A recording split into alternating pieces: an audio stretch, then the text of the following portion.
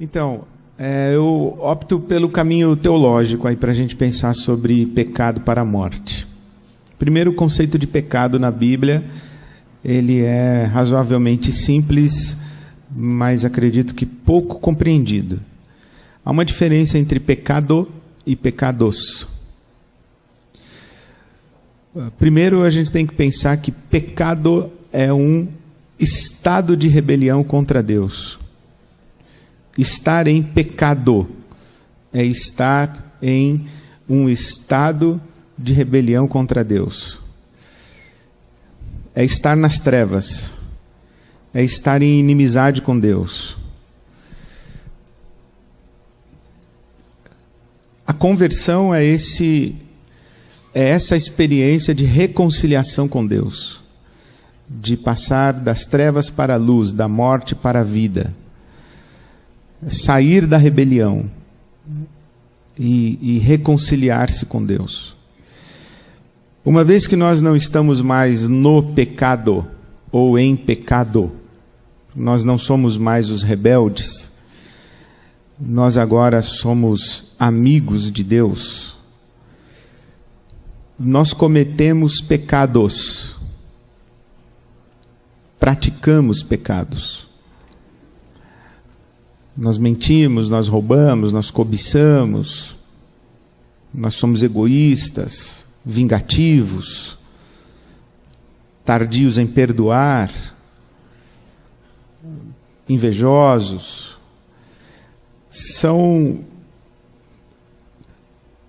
condutas, atitudes, pensamentos, palavras que não estão em harmonia com o caráter de Deus. Esses são os pecados que nós praticamos. Então nós não estamos no pecado, no estado de rebelião, mas nós cometemos pecados. Se bem entendi a teologia de Paulo em Romanos, e esta é uma contribuição do Watchman Nee, ele diz que o remédio para o pecado é a cruz. Nós temos que morrer com Cristo e ressuscitar com Ele para uma nova vida. Nós temos que crucificar com Cristo o nosso velho homem, como ele fala, nossa velha natureza.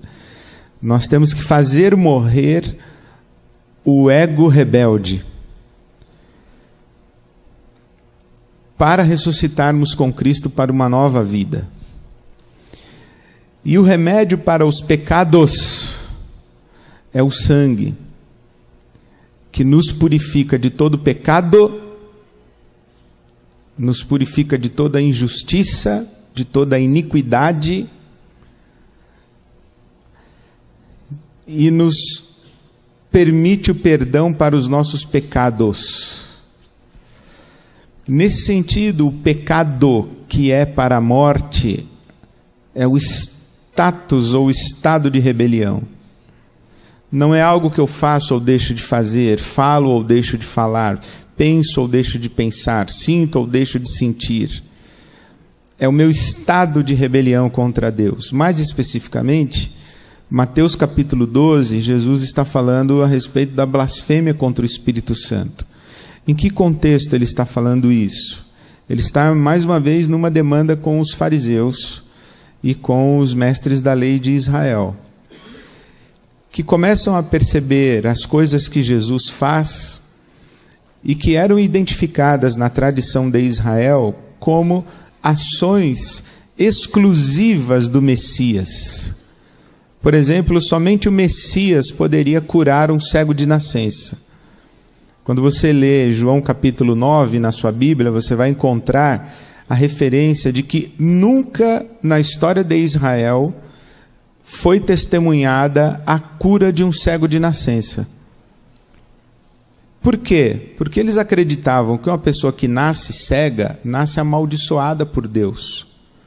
Curar um cego de nascença não é apenas dar vista a um cego, é cancelar uma maldição divina.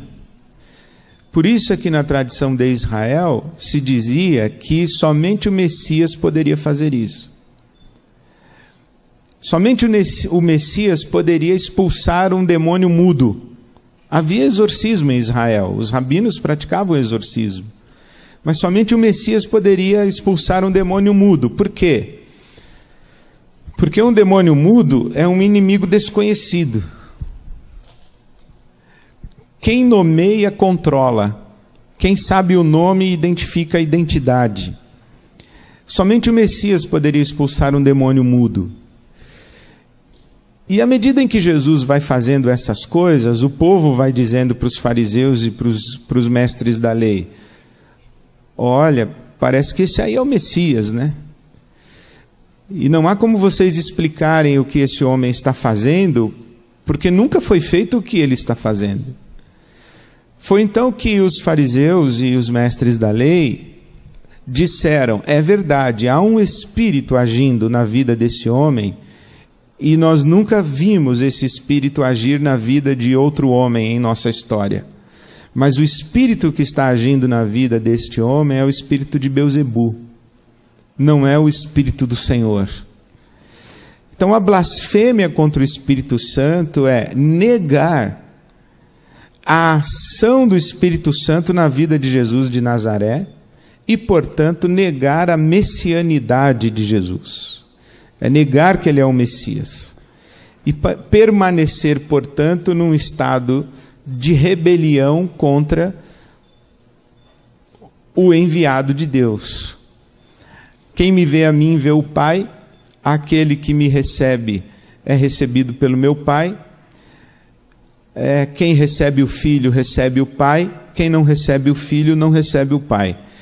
Negar a messianidade, a autoridade de Jesus como o Cristo, o ungido de Deus, é permanecer nesse estado de rebelião e se recusar a se submeter ao propósito de Deus. É o que diz Lucas capítulo 7, versículo 30, que os fariseus recusaram submeter-se ao propósito de Deus, recusando o batismo.